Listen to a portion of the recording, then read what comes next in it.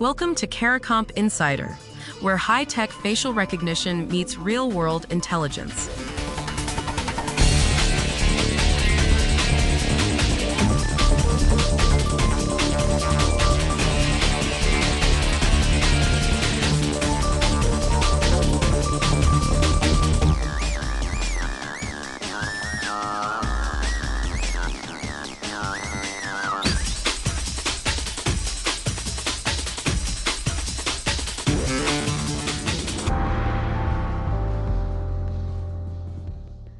Malaysia's about to clear airport passengers through immigration in 4 to 5 seconds flat.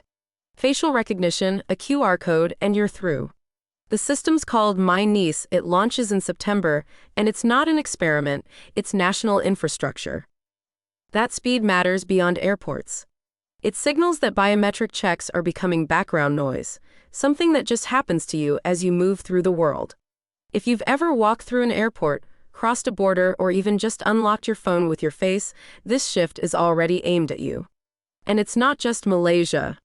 The U.S. Department of Homeland Security is building what it calls a layered identity environment: facial recognition, fingerprint capture, document checks, traveler vetting, and mobile field scans, all reinforcing each other at once.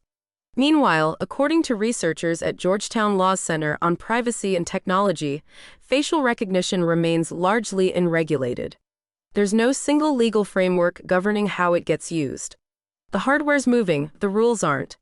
So what happens when the technology shows up everywhere before anyone agrees on where it belongs? Start with what's already in officers' hands. According to reporting from PS portals, mobile biometric devices now let law enforcement run a full identification in the field in about 60 seconds. No trip back to the station. No booking room needed. An officer on a sidewalk can confirm or rule out a suspect's identity before the conversation's even over. That changes how investigations work in real time. It also means your face could be checked against a database during a routine stop you didn't think twice about. Now scale that up. According to Biometric Update, DHS immigration enforcement agents may soon use smart glasses as a field interface, not phones, glasses, to pull up identity information and run biometric matches during arrests, interviews, and custody transfers. That's a jump from handheld devices to something worn on an officer's face, running constantly, potentially scanning everyone in view. For investigators and compliance teams, that kind of capability demands airtight deployment protocols. For the rest of us, it means biometric surveillance is getting harder to spot and harder to opt out of. And the governance? It's fragmented. A submission to the UK Home Office, published by StateWatch, found that regulations guiding facial recognition across different political contexts are inconsistent and lack clarity. The researchers called for updated laws tailored to the specific risks this technology creates.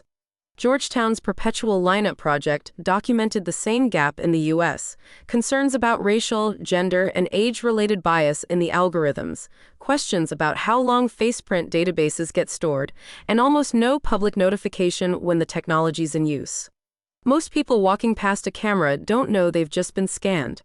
Most departments using the technology haven't published a policy explaining where and when officers can activate it. That distinction, where and when, is the crux of the whole debate. A field check to verify someone during a lawful stop is one thing. Running an ATM photo against an entire database is something different. Continuous real-time scanning of a public crowd is something else entirely. Each one creates a different level of risk to civil liberties. But right now, in most jurisdictions, the same device and the same software can do all three, and the rules don't draw a line between them. The governance lag isn't just bureaucratic slowness. It reflects a genuine tension. The technology is too useful to ignore and too powerful to deploy without limits. Rushing it out without safeguards doesn't just risk civil liberties violations. It risks a regulatory backlash so severe it could freeze adoption altogether. So, mobile biometrics are going from checkpoints to sidewalks, from phones to smart glasses, from premium tech to expected infrastructure.